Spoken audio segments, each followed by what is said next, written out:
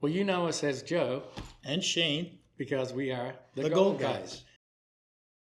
We see silver coins all the time, so today I want to talk about the most common silver coins we see day to day and what we should look out for. There are two types of silver coins I'm going to be talking about today, pure and non-pure coins. Starting with pure coins, by far the most common silver coin that we see is going to be the US Silver Eagle. These also tend to earn the most when it comes to selling pure silver coins compared to any other pure silver coin you might be selling. The second most common silver coin we'll usually see is going to be the silver maple from Canada. We also usually see these coming in second place for the second highest most that someone might earn when it comes to selling pure silver coins. Maples are 99.99% pure silver versus eagles being 99.9%, so 4 nines versus 3 nines.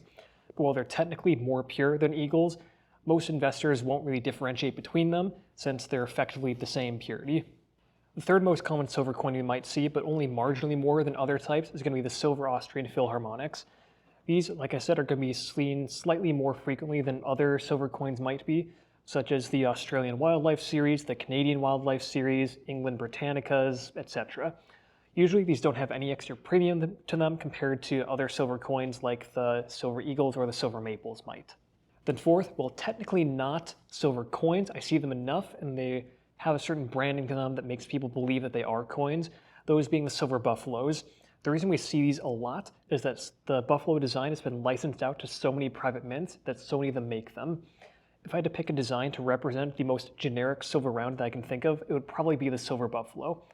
Like I said, these aren't going to be coins officially, but we see them so often and people think that they're coins that I might as well bring it up. These also aren't going to earn nearly as much as eagles might, but sometimes match up with maples in terms of what extra premium you might get on the back end, just depending on how many of them you bring in. What about non-pure silver coins?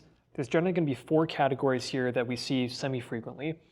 Starting from the most frequent, that's going to be standard junk silver coins. These are 90% silver.